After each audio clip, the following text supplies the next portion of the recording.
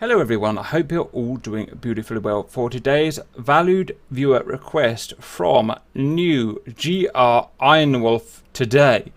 And we've got a link, let's play the link and go! The F-86 and the Mig-15 were roughly matched. The difference in the air war in Korea was between the pilots.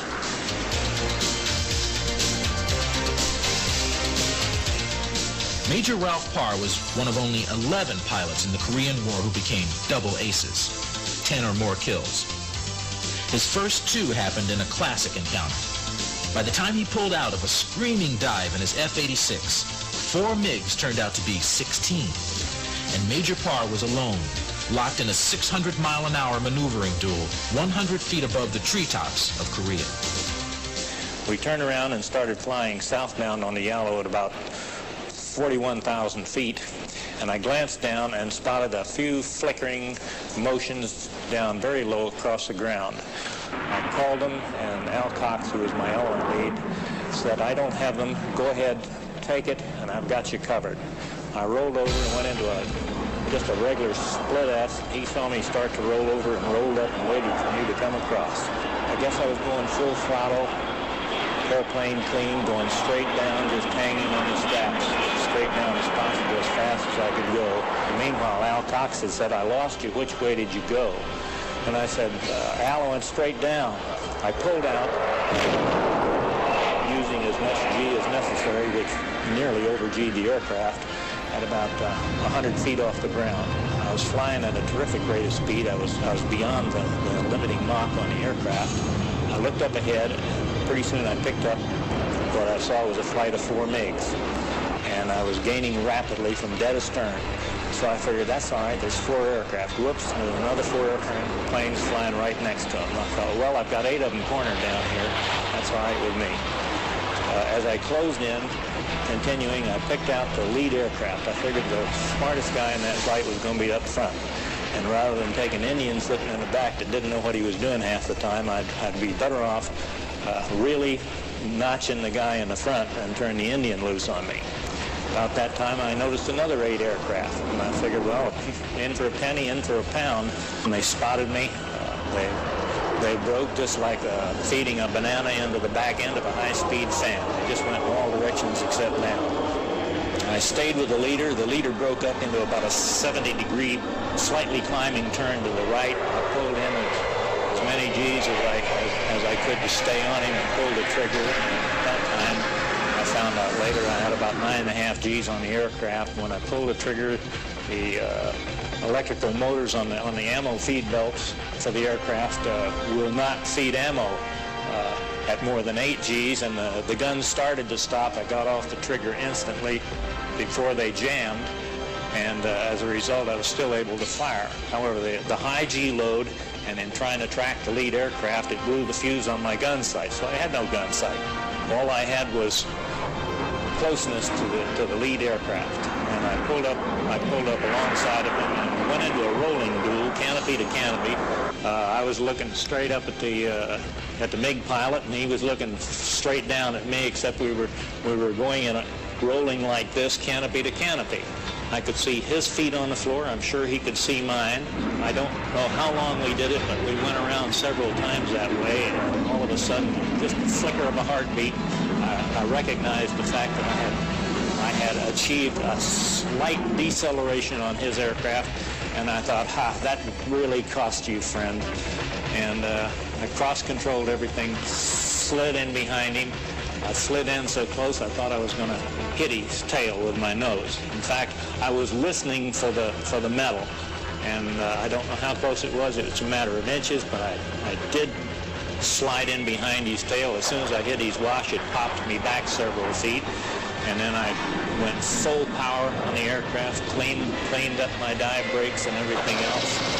I got a burst in on the lead aircraft. I couldn't miss him. It was point blank.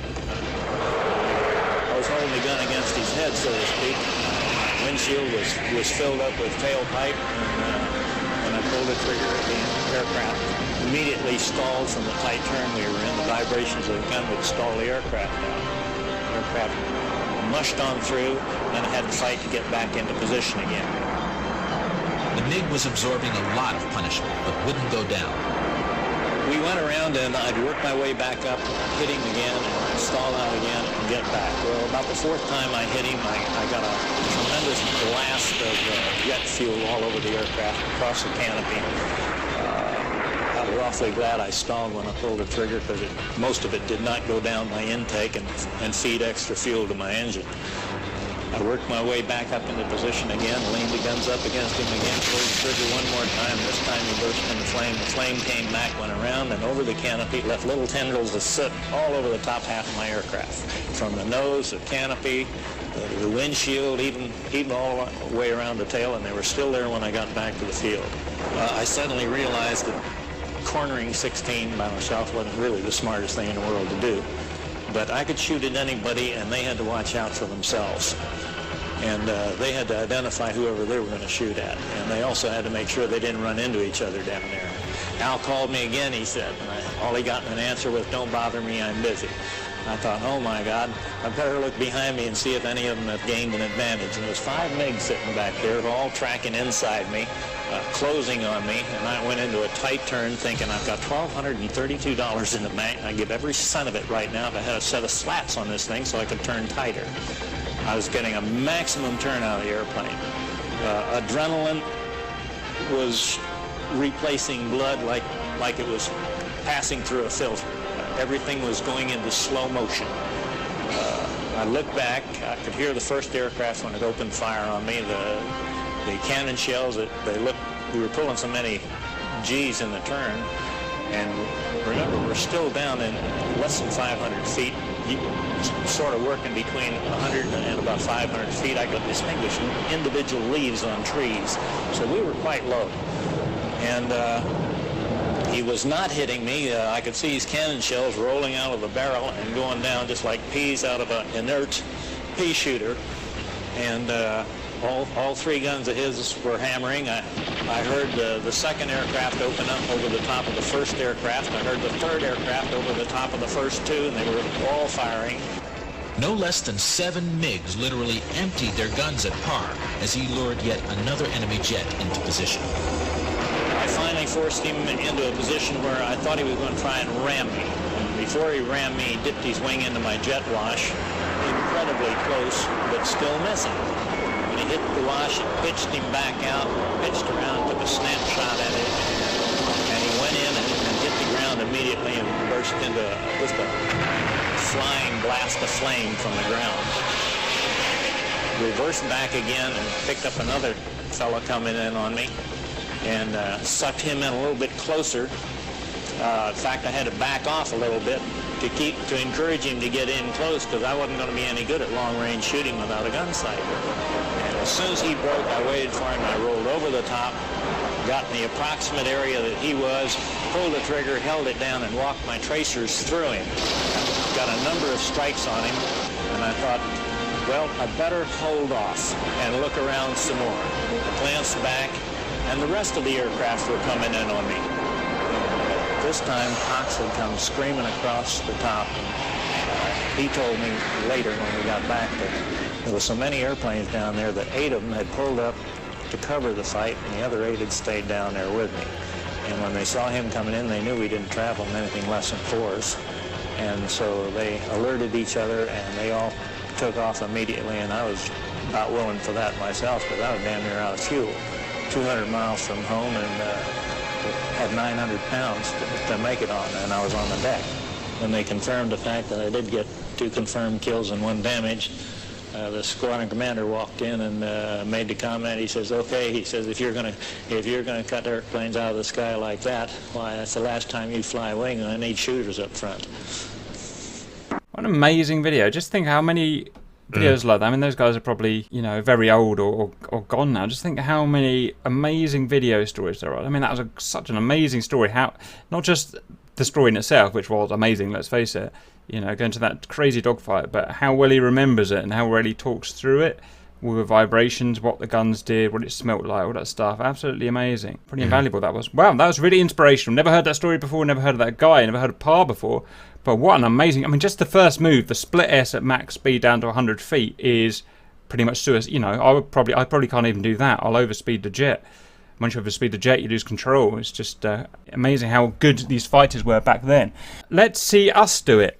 So we're not going to dive down from 41,000 feet because myself and RC are getting on a bit now. We don't have the eyes to look down 40,000 feet. We're going to dive down from 6,000 or 7,000 feet onto 16 MiGs and probably get shot down, but we'll do the best we can. Okay, lots of MiGs ahead. Okay, get that cage. Capture rolling in. Oh, okay, they're engaged. They're aggressing. Oh, there they are. There they are. S-A-G. Turn my mirror on. Haha. Right. Oh, there's... Well, I've just found a group of 4. I don't know where the other 12 have gone, but... Right. Our main enemy is probably hitting the ground because we're so low, so... Don't forget about gravity. Hit. Jesus! Oh, look at you! I thought that was you getting shot then. Well done. One down, RC. No. Leave him. He's dead. He's dead. I don't think he is he? Yeah, well, he's dead enough. He's not going to be taking part. He's got a burning engine. Keep checking your 6. They're going to try and wangle onto our 6 like little wanglers. Got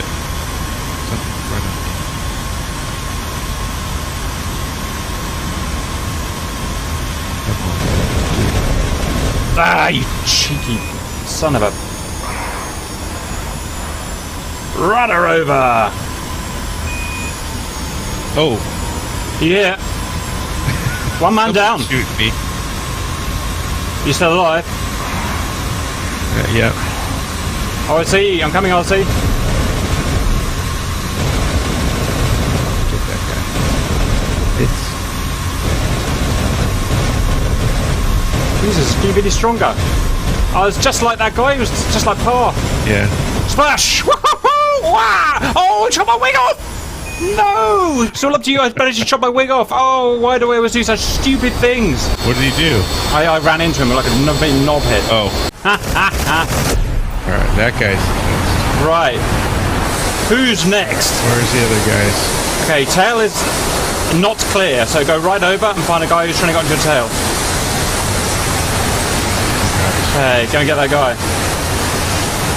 Oh, there. Oh, you won't believe how lucky you were. I'll say go and slow. They've all just overshot you.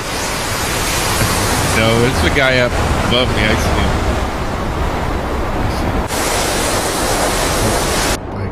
him. They're everywhere. Yes, they are. You got to pick one and stay on him. I killed the 2. Pick one I've killed the 2 supposed to. Stop making excuses and kill them. That's fine. If I say jink, that means jink because you're getting gunned. Otherwise, I won't say anything. Oh, you're missing a rear stab. Just so you know. Oh, am I? I know something hit me. That's not an excuse. You've still got to go and kill them all. More lead, RC. More lead. Still down too much.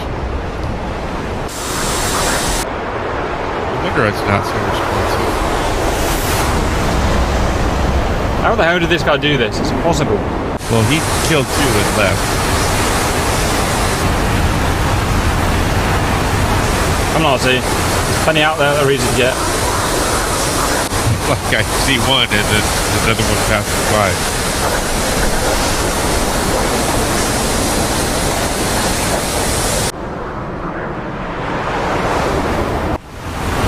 Yeah, yes, now tag onto this guy. Watch for the overspeed, RC. Watch for the overspeed because you're going to be 100 knots faster. Off the gas, and pepper. RC! I did. I pulled the engine back, but I still. You can, if you do a rollover, you can actually. Oh, it doesn't matter. Oh. They haven't shot me. Yeah, they can't get into. You're so wiggly. Oh, jing, jing, jing, jing, jing, jing. Guns coming. They've got really bad guns for this. They've got really low velocity guns designed for bombers. Tennis balls that come out at about 300 feet per second. It only takes one. And it takes one, as you saw. But it's very hard for them to hit you if you're manoeuvring. Very hard to get the lead required for a tennis ball thrower. Which is why 50 cals are superior for fighting. Get him, RC, get him. He's already damaged, so you should be able to.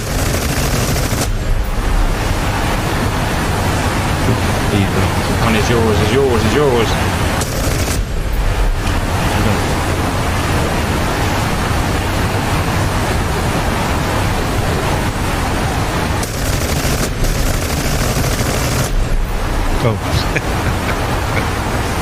over there, RC. Here we go, and watch the overspeed. I don't want to see you overspeeding again. What the?